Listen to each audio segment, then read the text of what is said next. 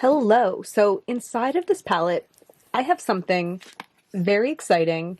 It's all of Looxi's releases from 2023. I started thinking about this the other day. I'm like, what did Looxi even come out with this year? Because I've been kind of scratching my head because at this point, as of filming this, is probably a couple days before it's going up, they haven't had a holiday or a winter release. I figured it would be something on Black Friday weekend. That's what they did last year, but they just had a sale. And at this point, I'm like, maybe at the start of the year they'll have it. I don't know. But I was like, how many collections did they even have? So I went back through my videos and my order confirmations, and I saw it was only 4 collections throughout 2023. The Eye Candies collection was launched February 13th with 12 shadows, 8 of which I still have, and then there's 4 others that I already decluttered. And then May 12th, so 3 months later, they launched a duochrome collection with 7 shadows, 5 of which I still have. After that, on August 4th, they released their collection that was just titled New New, and it was 7 shadows, all of which I still have.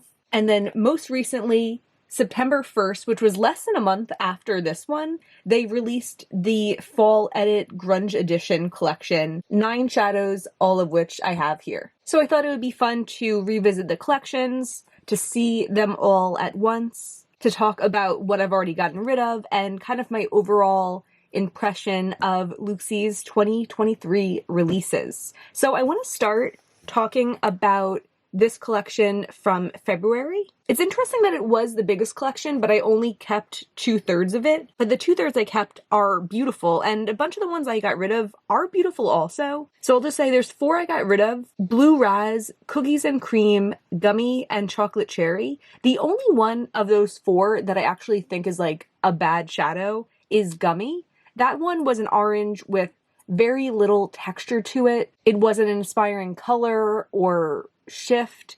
It was just like, it felt like a place filler. But Blue Raz I only decluttered because it was similar to other Looxi blues that I had. Cookies and Cream didn't really fit in any roles that I like my single shadows to. It was a little bit too much for my inner corner, and I didn't care for it all over my lid.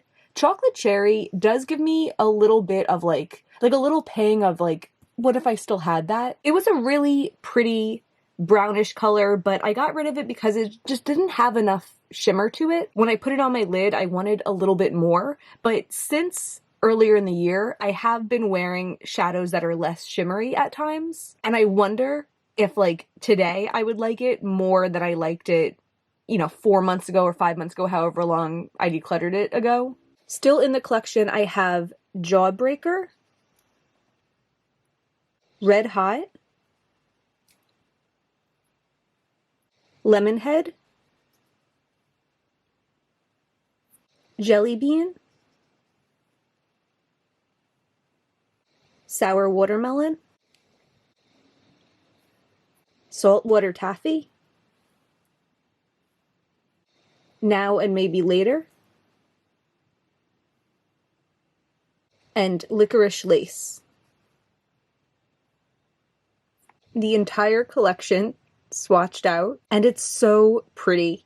I think my favorites are definitely Licorice Lace. This might be my most worn one from the collection. Also, Jawbreaker is so pretty. I always get this one confused with Jelly Bean because they're a really similar, like, pinky mauve base, but Jawbreaker has more of a green shift, and it just looks really interesting. I feel like Jelly Bean, I need to stick in a corner somewhere so I can remember that this is the one that I want to wear. Also, Saltwater Taffy is so pretty. I know Looxi over the years has come out with several shades that are kind of this like brown base green flip, but this one's done so well, so much shimmer to it, and I definitely want to pay special attention to it. Like, give this one its moment, because I don't even know if I've had a day where I just wore that shadow all over the lid. Next was their duochrome collection.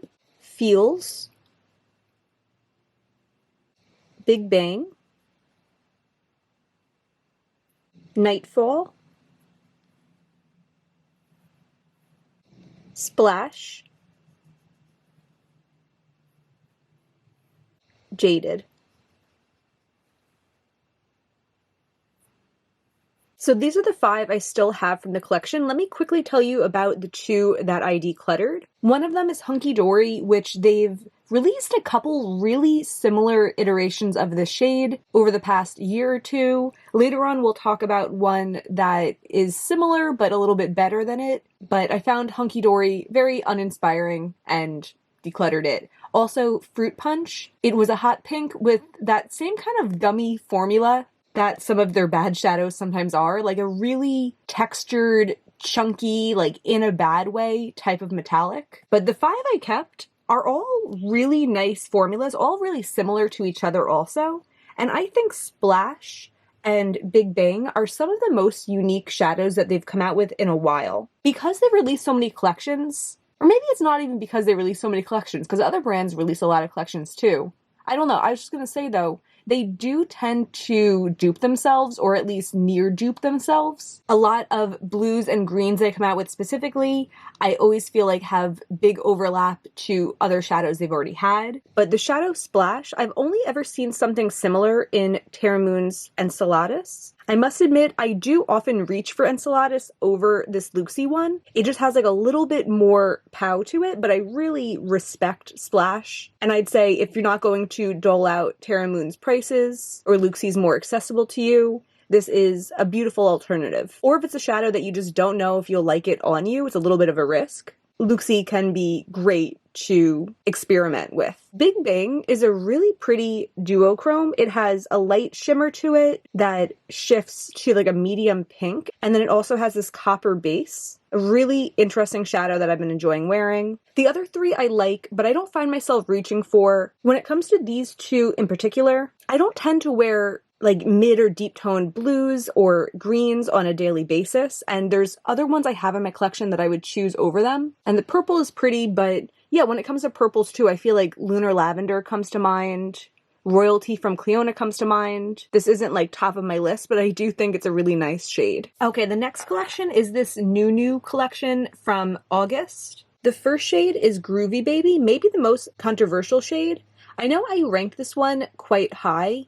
I don't know how high, I didn't rewatch any of the videos, but I do think it's interesting. Like, I like that it's a shifty shadow, and it's kind of like a unique shade of dingy grass green. But I have seen other people's swatches where they compare it to Royal Pear from Cleona, and this just looks like the worst version of that shade. So if I had Royal Pear, I'd probably want nothing to do with this, but I don't, and I don't think I'll end up purchasing that, so I stay trying to make this one work. I had worn it on my lower lash line in my December random palette video, and I still need to give it its all over the lid moment. Next is Razzle Dazzle, and this is the shadow that's in the same family as Hunky Dory and some other recent shades they've had. I was excited about this because I like the tone of it. It has like a taupey base and a subtle teal shine on top. It's more of a wet looking shade than a full-on PC shimmer like a lot of their other shadows are. Wearing it on my lid, I do like to amp it up a little bit, but this with like an iridescent just popped right in the middle, or Ice Blink from Seeking Shifts and Shine by SD that always makes a good topper,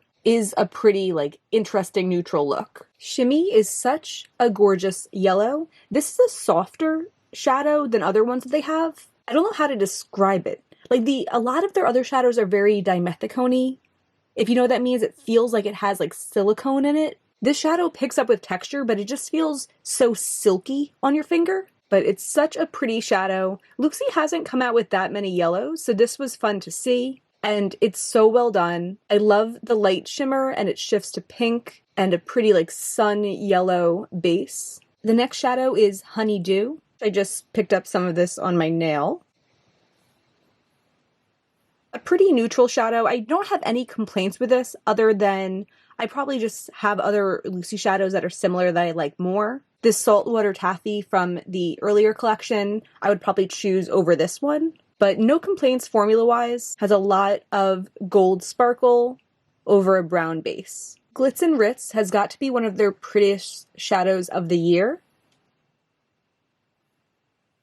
It's like a cool toned pink with pinky purple reflect. I don't know if it'll pick up on camera, but it has a lot of different colored sparkles subtly within it. It's the kind of thing that if you wear it on your eye and you like step out in the sun, you'll probably be able to see it, but I hope they release more shadows like this in the future. I love that, and this is so unique in my collection. Second to last is Gold Rush. Again, not the most unique shadow, but I do like it more than I like Honeydew. It's more of a mid-toned brown base with intense gold sparkle on top. I want to use this one. I like the look of that, and I don't think I've worn it since ice swatching it. Finally is the shadow Liquid. This one's a little bit more of a firm texture, and it's definitely my least favorite color of the bunch. It's not a particularly shifty shadow. It does have some lighter sparkle compared to this like robin's egg blue base, but it's not a color that I ever reach for. So even though the formula is nice, there's nothing special enough about it to make me want to reach for it. And again, the swatches of the New collection. And then last and least is the Fall Edit Grunge Edition. I don't know what it is with Looxi and fall. The temperatures start cooling off and they're like, why don't we make something that sucks? You know, it's funny because as I said, I can appreciate different formulas. Looxi has shades of different formulas that I really enjoy, but some of these, I'm like, did they really think these were good? Or are they just counting on people buying the entire collection and just, you know, dealing with it after? The only reason I still have this entire collection is just because it was recent and I was like, let me wait to declutter until the end of the year. But I definitely won't be keeping all 9 of these in my collection because several of these I know for a fact I will never wear again, and if I ever do, it's a mistake that I'll regret. Anaconda, Dirty Martini, Honey Bun. I stuck my nail in this by accident and I felt nothing. Ironic, Mad Energy, Hey, Chocolate Kiss, Burnout, Many Moons. Please excuse the music, I'm watching Tom Green play piano live on Instagram. I think I'm just reiterating what I had said in the Ice Watch video because my feelings on this collection really have not changed. Many Moons is the only one in this collection that's really up to the quality that you expect of other Looxi shades. Hey is also sparkly. It has a little bit of sheen, a little bit of sparkle, but I think if this was next to a full swatch of these shades, it wouldn't look like one of the more sparkly ones. It's just because it's next to more subdued shades. These two here, while they are less sparkly, I do like them both. This is Burnout and Chocolate Kiss. However, I still have not given them their moment on the eyes, by themselves at least. But I do plan to. That's preference though. And if my preference was still what it was earlier in the year, where I just want the shimmery, and I know Looxi delivers it a lot of the time, I would be so disappointed in this collection and I would only like Many Moons. When it comes to these 5 up top, Dirty Martini is like laughably bad. It's hard to get a swatch out of it. And when you do, the formula is just so dry and uninspiring. The other 4, I feel like if they were just one shade in a Too Faced palette in Sephora, it would be kind of what you expect. They're usable, they're nothing special, no extra sparkle or duochromes to them, but they would be usable if you needed them to. I just am not in a position where I need them to. Mad Energy was pretty all over my lid in the look I did in that video, but if I wanted something in that tone again, I'd probably just opt for Etched from Cleona. And that's the year in Looxi. I'm going to pop in a picture of all 4 collections swatched out of my hand so we can see all of the shadows in one shot. As I said, I am disappointed that we haven't had a holiday launch yet, but I'm hoping it'll come soon. They're a funny brand because they do fall off the face of the planet in between launches. And it's always in the back of my head that it's like, what if they just stop? What if there is no more launches? But it's really just been a little more than 3 months at this point. Hopefully they're planning something big for 2024. I definitely think my favorite of these 4 collections was the first one, even though it wasn't like 100% home runs. There's so many out of these 8 shadows that are so incredibly beautiful, and I definitely felt the most inspired when I had those swatched out. Maybe that's part of the reason too why I feel like we haven't had new Looxi in a while, because the most recent Looxi we've had was subpar. So it's been more like 4.5 months since there was a launch of something that was actually good. And even in this collection, although there's some shadows that I like, there's only one in here that I'm actually really excited about. So we'll see. I hope to be surprised by Looxi again in the future, and I think I will. I believe in them. Some of their launches are always a little bit less for me and some are more for me, but all in all, I do feel so excited when I get the email about a new collection launching. I get so excited to ice watch it, and I'm hoping for more unique shadows, interesting neutrals in 2024, some more mattes. Maybe that's on the top of my list. I love their mattes, but I don't think they've released any new colors in a couple years, so that would be cool. But I'm definitely staying tuned to see what's in store for them. That's going to be everything for today, though. If you enjoyed this, I hope you'll give me a thumbs up and subscribe. It really means a lot to me. And there's always way more indie makeup content on the way. Thank you so much for being here. Bye.